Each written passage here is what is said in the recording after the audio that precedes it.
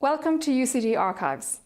We curate outstanding collections of private papers and institutional archives acquired and preserved to help document the foundation and development of modern Ireland. We hold unique and unparalleled collections of archives concerning the Irish Revolutionary period. In this decade of centenaries, Ireland is in the process of marking a series of significant events in our history. Archives are central to our understanding of the events being commemorated. Building on the extensive 1916 commemorations, historian Brian Hanley and I have prepared an online exhibition entitled The Finest Men Alive: Documents of Imprisonment and Protest, to mark the 100th anniversary of Lloyd George's General Amnesty of June 1917, which saw the release of the remaining Irish prisoners in British jails following the Rising.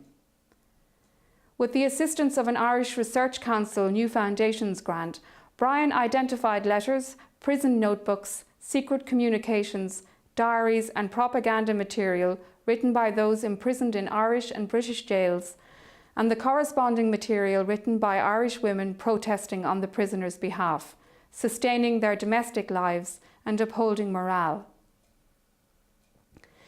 Two letters from the papers of Desmond and Mabel Fitzgerald provide examples of the role played by women in advocating for their loved ones and in passing on information.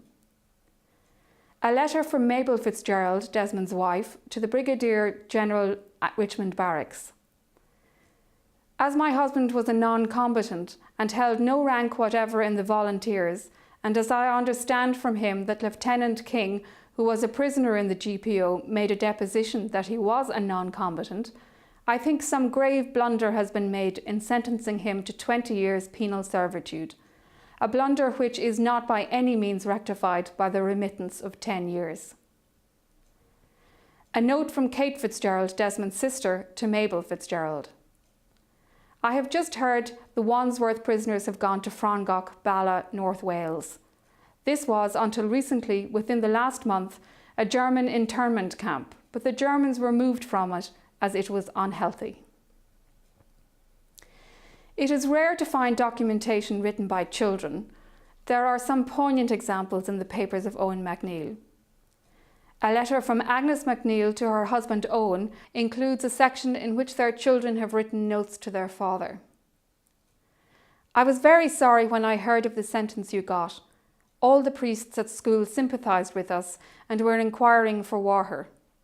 We all hope to see you again soon. Brian. There seems to be something missing here without you, and we all feel rather sorry. I will do my best to be obedient because I hope it will please both you and Waher. Thor, Turlock. Dear Aher, I would love to see you again. With love and pogues, Moira. A letter from Seamus MacNeill to his father Owen MacNeill. Would you write me a letter soon, Father? We were making the novena to St. Patrick for you and Ireland. These letters from the papers of James Ryan and of Terence MacSweeney illustrate the hardening of attitudes following the Rising. A partially censored letter from Dennis McCullough to James Ryan.